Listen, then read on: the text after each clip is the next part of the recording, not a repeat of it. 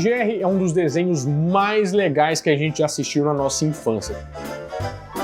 Vocês lembram daquele período que a gente via no sábado de manhã, que tinha até um desenho do Tom e Jerry, ele que usava um bonezinho? É uma versão meio kids, né, Barbarelando? Tomando um leitinho com achocolatado. Nescau, né? Nescau, o que tinha? Na verdade, a gente tomava chocopinho. Chocopinho. Não era nenhum dos dois. Pra quem não lembra, ou quem tava fora do planeta Terra, né, Tom e Jerry fala da história de um gato e de um rato. Que eles fazem o quê? Eles se odeiam e ficam um correndo atrás do outro, tentando detonar o outro, de uma forma inclusive um pouco perigosa, se é que a gente pode dizer, bem naqueles moldes dos desenhos antigos. Usava faca, machado, bigorna, esfregão. Porque também limpar as coisas é um tipo de tortura, né, Baralão? E eu ainda tenho uma dúvida de como que um rato conseguia segurar uma bigorna. O poder dos desenhos. Mas é um desenho muito longevo, durou muito tempo. São quase 85 anos de desenho, vocês têm noção disso? Por isso, todas as gerações, o seu pai, a sua mãe, você e os seus filhos potencialmente vão acompanhar porque passa até hoje. Tiveram várias fases e algumas fases mais cavernosas do que as outras. O que dá o título de Tom e Jerry como um dos desenhos mais politicamente incorretos do mundo. Mas tem um motivo. Tem um porquê deles fazerem isso. Tem um segredinho por trás. E é isso que eu vou te contar hoje com muita nostalgia, falando sobre Tom e Jerry no Nerd Show.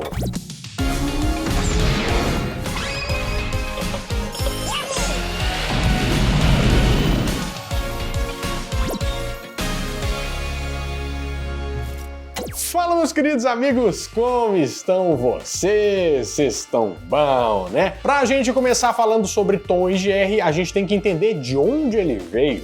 E vocês vão ver que nada é por acaso nessa vida. A nossa história começa em 1937, quando um grande estúdio, o mais famoso daquela época, que se chamava Metro-Goldwyn-Mayer, também conhecido como MGM,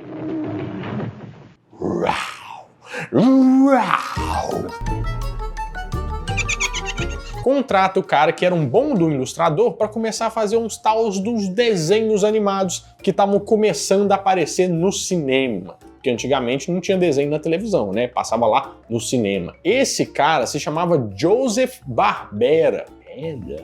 Eu não lembro desse nome desse menino, mas vamos continuar aqui, né? Não tem problema nenhum aqui não. E em 1938, a MGM começa a lançar um desenho lá inspirado em um quadrinho. O desenho se chama The Captain and the Kids, o Capitão e as Crianças.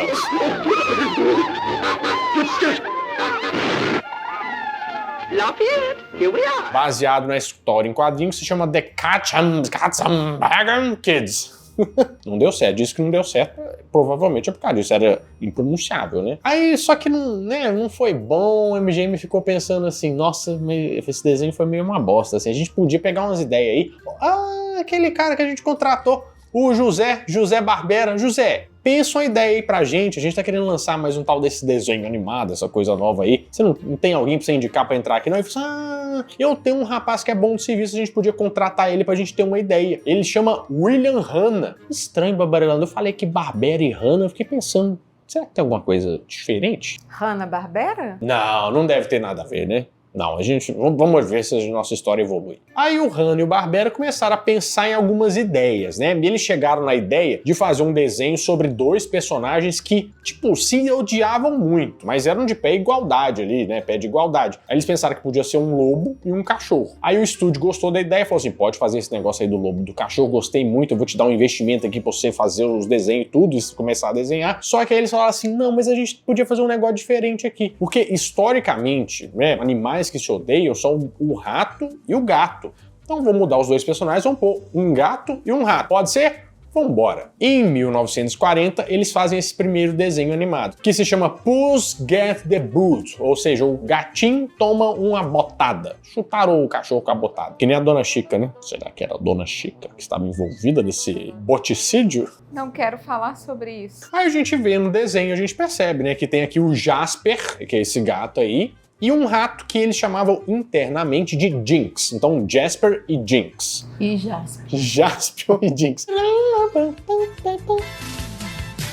Também uma personagem que apareceu e que a gente meio que já sabe quem que é a Mummy Two Shoes, que é a moça que aparece só as pernas dela, né? Eu acho que você já merece um like nesse momento do vídeo, acredita? Só por falar esses nomes difíceis. É uns nomes difíceis mesmo, Barilando. Eu acho que eu tô fazendo aquele de trava-língua, sabe? Tô fazendo exercício. Aí o que aconteceu? Esse curta passou no cinema, todo mundo, nossa senhora, adorei esse gatinho aí, né? Fez um baita de um sucesso, só que ficou por aí. E essa dupla lá, o Hanno e o Barbera, foram trabalhar em outras produções lá dentro da MGM. Como, por exemplo, o poderoso sucesso de 1940, Galloping Gauss. I don't see how she stands it, darling. Him staggering in every night. Faço ideia. E o Officer Push, de 1941, que todo mundo conhece, né, Barilando?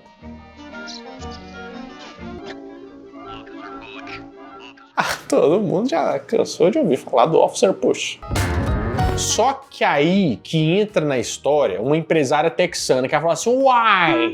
Porque no Texas é Minas Gerais dos Estados Unidos, meu Barilando. Ela falou, uai! Eu gostei muito desse desenho desse rato no negócio, mas não vai ter mais desses bichos aí não, que eu tô querendo ver esses desenhos no cinema. É que nem aquelas cartas, sabe, que o pessoal manda opinião, mas as pessoas não prestam atenção. Só que ela era empresária e tinha dinheiro. Então eles falaram assim, ai, essa moça, eles também falaram, uai, essa moça também tá querendo saber do negócio do gato e do rato, vamos voltar a fazer essa produção aí, né? Porque, não, vai ter, moça. Ô, rapaz, vai ter demais. Enquanto isso, já que ia rolar, eles fizeram um concurso interno lá dentro da MGM pra ver quem que ia dar nome pro gato e pro rato. E tava valendo $50. E um rapaz deu a ideia de falar assim, por que a gente não chama de Tom e Jerry? Jerry vai ser bom, porque inclusive vai ser uma música do Diogo Defante daqui a um tempo. Jerry roubou meu queijo. Vou fazê-lo andar na prancha. Gostamos, ficou na minha cabeça, obrigado por isso, Diogo Defante. Todo dia acordo de manhã com essa música na cabeça. Do Neida. E muita gente acredita que esse rapaz não tirou essa ideia do nada. Ele tirou, na verdade, de um livro que ele gostava muito, que se chamava Life in London, de 1921. Porque era um livro sobre umas pessoas meio boêmias, sabe? Boemia, que acho que me tem de regresso. Que é o pessoal que enche o caneco, sai andando por aí, cantando tão pessoa, um bom companheiro. Só que esse tipo de perfil, que aqui a gente chama de bebum, lá era chamado de Tom and Jerry, sabe? Como se fosse um grupo assim, e ficou com esse nome aí. E a partir daí que foi lançado o segundo curta em 1941, que se chamava Midnight Snack. Lanchinho da meia-noite. O lanche da meia-noite.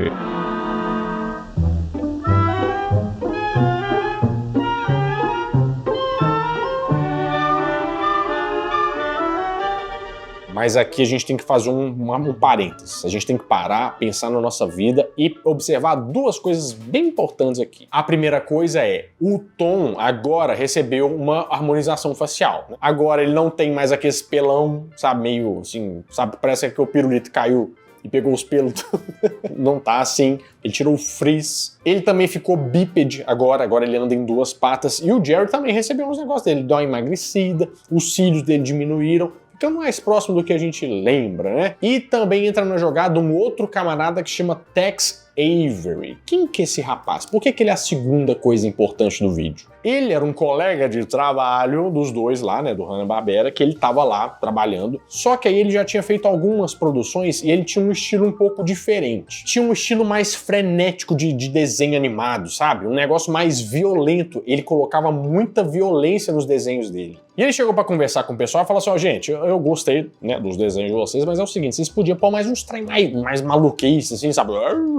Por quê? A gente tem que fazer nos desenhos tudo que a gente não consegue fazer com atores reais, porque são desenhos, a gente pode exagerar. Aí eles falam assim, é mesmo, hein? A gente podia fazer um monte de coisa que a gente tá só fazendo gato andando aqui e tal. Meio bobo, né? Vamos exagerar. Só pra você ter uma ideia, assim, de quem que era o Tex Avery, ele fez o Pernalonga, Patolino, ou seja, ele sabia de que ele tava falando, né? Imagina que ele até queria fazer uns Tazos daqui pra frente, do Looney Tunes, né? Ia ser bem da hora. E a partir desse momento, eles começaram a exagerar e colocar mais violência no Tom e Jerry, coisa que chamava bastante atenção.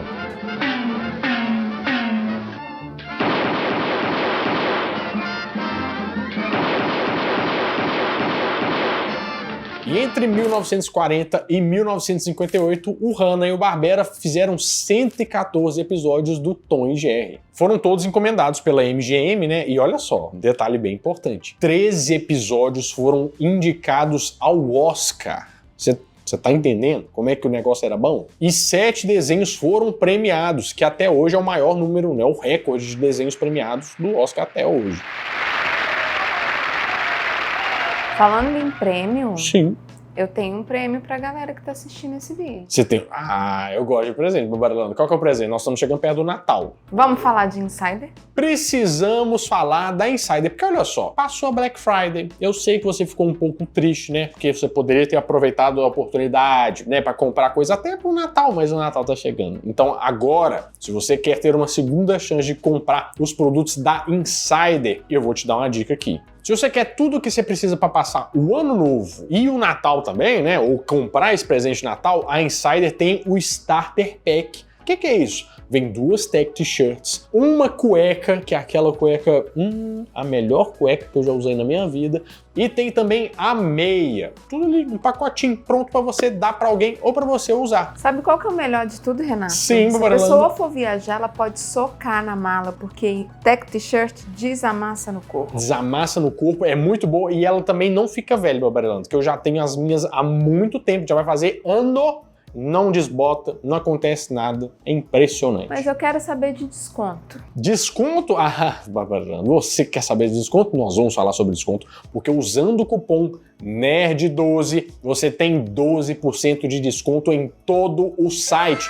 Nem só no kit, não. Você pode entrar lá e usar o desconto para tudo. Tem um monte de produto. Tem boné, tem short. Ei, gente, tem muito produto. Então quer passar o Natal e o Ano Novo na estica? E fresquinho, né? Porque com esse calor... É verdade, a gente precisa de roupas fresquinhas. Isso aqui, ó, regulação térmica é deliciosa. Então faz o seguinte, pega a sua câmera aí, aponta para esse QR Code que está aparecendo na tela, ou clica no primeiro link da descrição, ou até lá no primeiro post fixado, que a gente deixou o link aqui, tudo no jeito para você clicar e ir lá, usar o cupom NERD12 e sair de Insider nesse final de ano. Mas voltando agora a falar sobre Tom e Jerry, né? Essa aqui é uma das fases, na minha opinião, mais legais do Tom e Jerry. Tanto é que ganhou o Oscar e tudo. Eu acho que quando a gente fala de Tom e Jerry é a primeira que eu lembro. Tem umas que eu lembro também, mas não tem aquele carinho todo especial. Essa aqui é a prêmio, a premiada. Inclusive, uma curiosidade é que, sabe aqueles aqueles gritos, aquelas onomatopeias que eles fazem?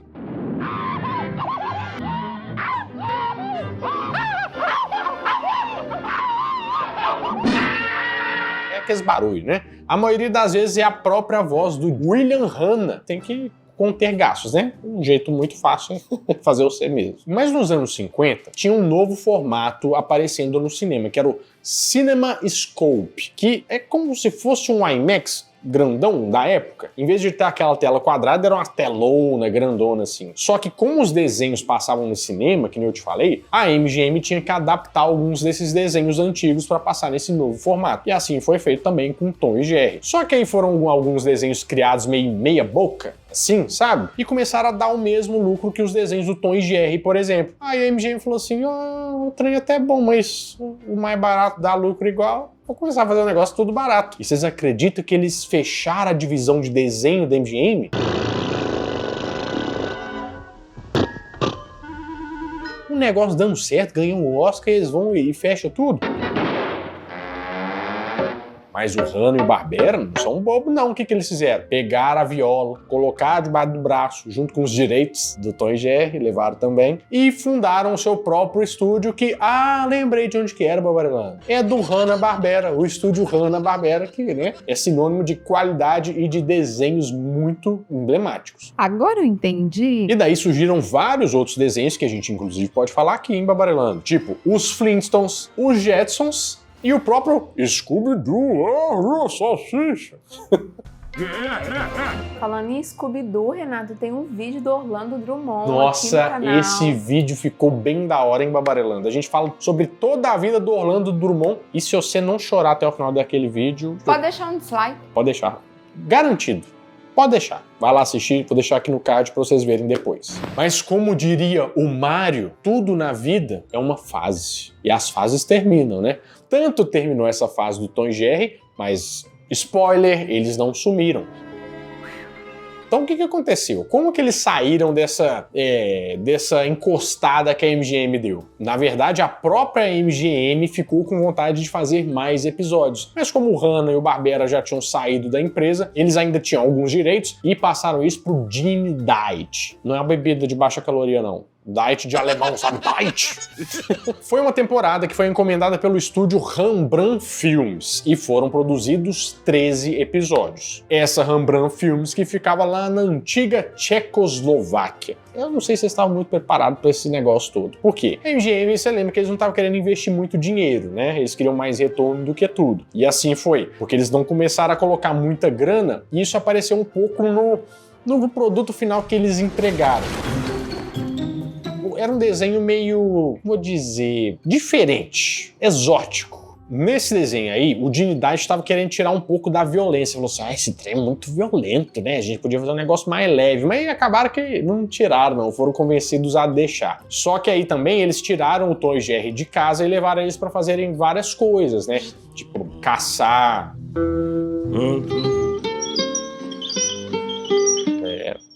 sei lá, um monte de coisa.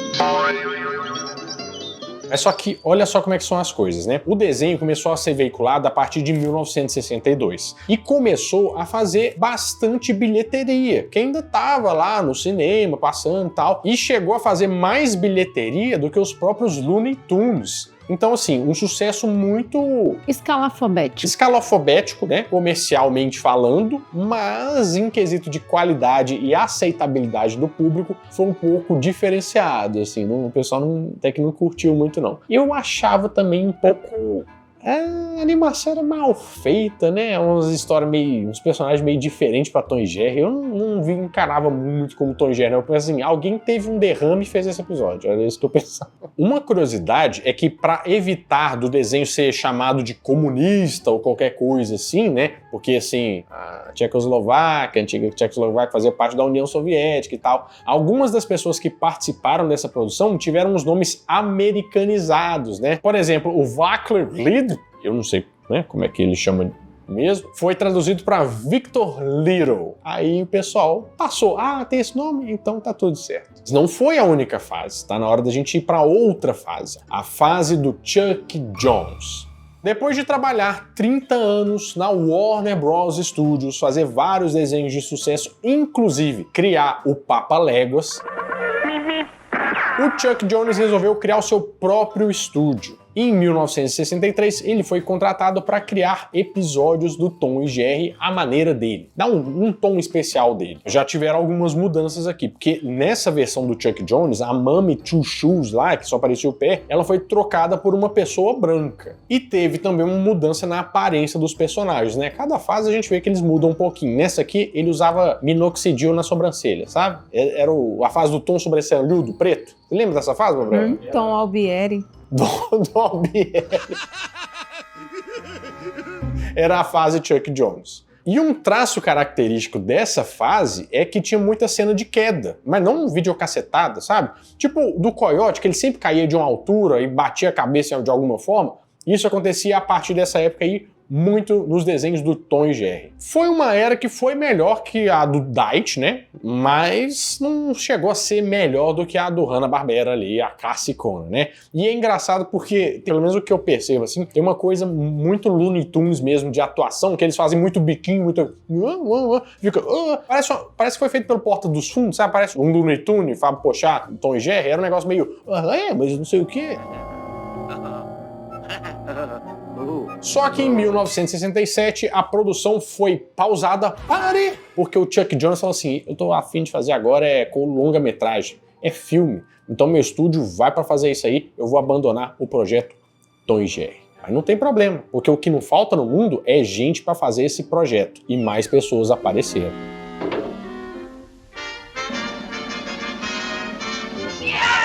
Só que agora a gente vai para a era da televisão, onde os desenhos realmente em peso iam passar por lá. Em 1975 foi encomendada mais uma produção de Tom e Jerry. que era pra ser pensada pra passar aos sábados de manhã. Era aqui no Brasil, Fernanda? Era no sábado animado que era pra passar? Era? Não, não era. Era lá nos Estados Unidos. Um sábado animado do Animated Saturday. Só que olha só, eu estou te falando que o Tom e Jerry é um desenho muito violento. Então espere um momento. Cheio de uns negócios meio, né? Tem algumas observações que a gente vai falar um pouco mais pra frente. Mas a censura nos Estados Unidos estava meio que pegando pesado. O negócio tinha que ficar meio: olá, tudo bem? Eu sou um desenho animado, politicamente correto. Vamos comemorar, amigos. E por isso, nessa versão aqui, eles fizeram um Tom e Jerry em que eles eram amigos e passavam pelas aventuras. Chato, né? Chatão. Porque eu quero ver se batendo, se pegando marreta, bigorna. Eu quero ver eles, vamos jogar um poker, vamos jogar um truco, um burro, um pif-paf. Não, eu não quero assistir isso. Esse desenho se chamava Tom e Jerry Show, só que aqui tinham outros personagens que apareciam também, tipo o João Grandão. E também aparecia o Rabugento, o cão detetive. Um engraçadinho estacionou em frente da prefeitura. Vá até lá multá-lo.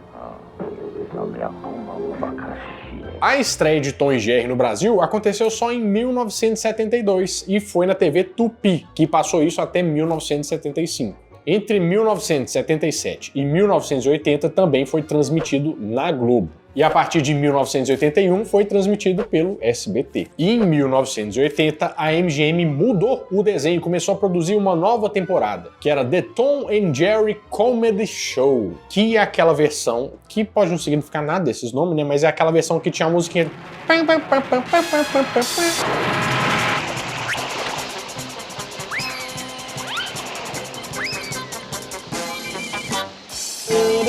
Que eu gostava muito quando passava um sábado animado. Eu gostava um pouco desse desenho, eu gostava mais. Conseguia ver ele mais parecido com aquela primeira versão Hanna-Barbera. Mas que também incluía outros desenhos, como o Droopy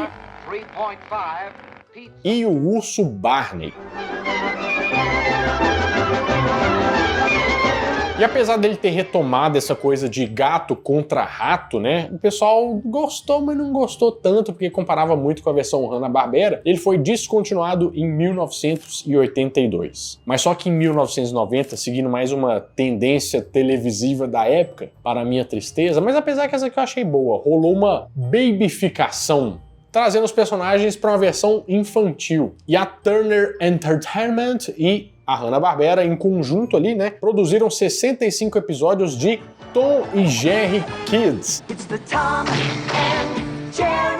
que foi ao ar na Fox e na Fox Kids entre 1990 e 1993, e que passou bastante aqui também no sábado de manhã. Que esse aqui até que eu gosto, até que era legalzinho. Mas vamos falar de uma parte que eu adoro falar, os jogos, hein, Barbarelando? Sabia. Os jogos de Tom e Jerry são bons demais da conta. A próxima coisa que você vai falar é que pra medir alguma coisa que foi boa é ver se tem jogo. É vira jogo, exatamente. O primeiro foi lançado em 1989 para Amiga e Atari ST, que era Tom e Jerry Hunting High and Low.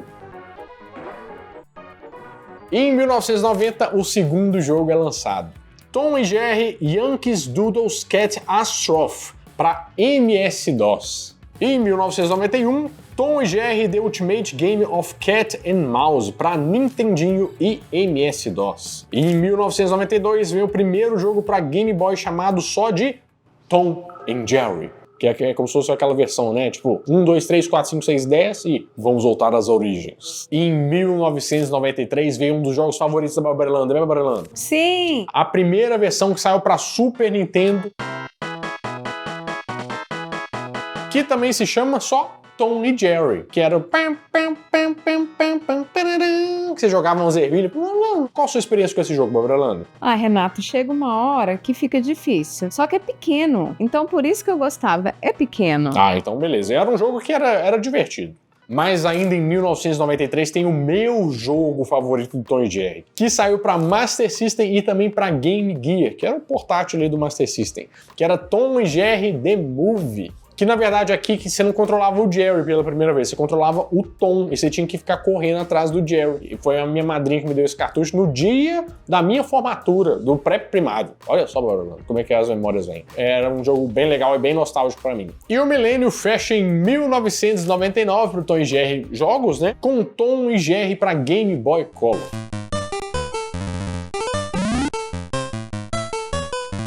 Mas agora é hora de falar das polêmicas. Polêmicas, Orlando. Então, por que a gente fala que Tom e Jerry é um dos desenhos mais politicamente incorretos de todos? É porque ele é mesmo, assim.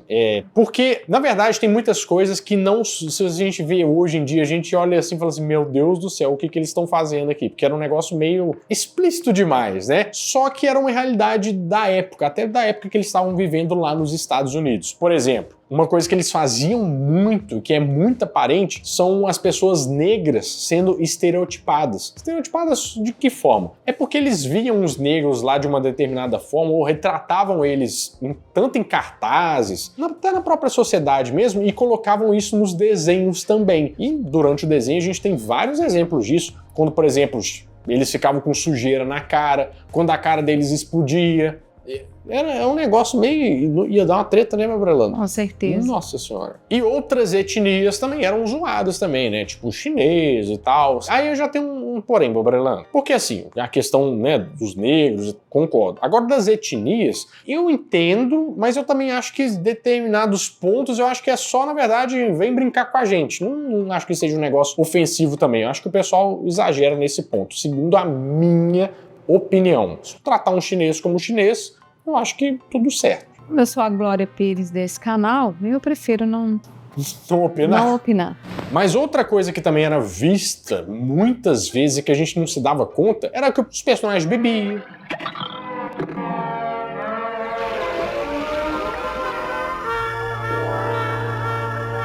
Fumavam, tiravam faca, né? Faziam uns negócios assim meio cabuloso, assim. Tanto que teve uma coleção em DVD em 2005 que chamaram até a Whoopi Goldberg pra dar um aviso e falar assim, gente, esse negócio aqui foi feito em um outro tempo. Olha só. Hey, I'm Whoopi Goldberg and welcome to the Tom and Jerry Spotlight Collection. Ms. Two Shoes, along with other elements that reveal the prejudices of the time, are presented here to accurately reflect a part of our history that cannot and should not be ignored. E vários desses desenhos, desses episódios, eles foram censurados, tanto aqui quanto nos Estados Unidos, no Reino Unido. O Cartoon Network, por exemplo, tirou uns 27 episódios do ar, mais ou menos. Porque aí eles acharam que passou um pouco da conta pro público-alvo, que eram as crianças de 7 até 11 anos. Mas aí eu queria te perguntar uma coisa aqui, porque eu acho que é importante, né? Porque a gente fica falando assim, é um desenho super perturbador, é um desenho super violento, com várias coisas aí, mas que foi pensado para ser assim, para ser exatamente um desenho, uma coisa que não existe, que pessoas reais não conseguiriam ou até não iam fazer de fato, né? A gente pode pensar aí que era um negócio que foi feito meio apelativo, mas talvez foi isso que deu maior fama pro Tom e Jerry, porque na época em que eles colocaram isso aí pra valer, foi quando ele fez o maior sucesso, levou Oscar e tal. Então, será que fazer isso, claro que tem algumas coisas erradas, será que invalida a qualidade do desenho? Será que não tá faltando a gente ser um pouco mais corajoso e fazer algumas coisas que, não só porque as pessoas falam pra gente não fazer, talvez a gente tenha que explorar um pouquinho mais a nossa criatividade, porque é isso que tem um diferencial das coisas. Pra mim, Tom e Jerry é perfeito na proposta que ele tem, que é entreter, divertir e algumas coisas só que eu acho que a gente teria que tomar cuidado. E eu quero saber a sua opinião. Põe aqui embaixo nos comentários o que você acha sobre Tom e Jerry ser muito politicamente incorreto. Precisa? Não precisa? Foi isso que fez fazer sucesso? Põe aqui que eu quero saber. Bom, meus amigos, é isso. Eu espero que vocês tenham gostado bastante desse vídeo. E se você curtiu, vou deixar mais 2 vídeos aqui pra você assistir, que eu tenho certeza que você vai gostar bastante. Bom, eu vou ficando por aqui, mas toda semana eu volto com mais um vídeo quentinho, fresquinho, crocante pra vocês. Então, adeus! Au revoir!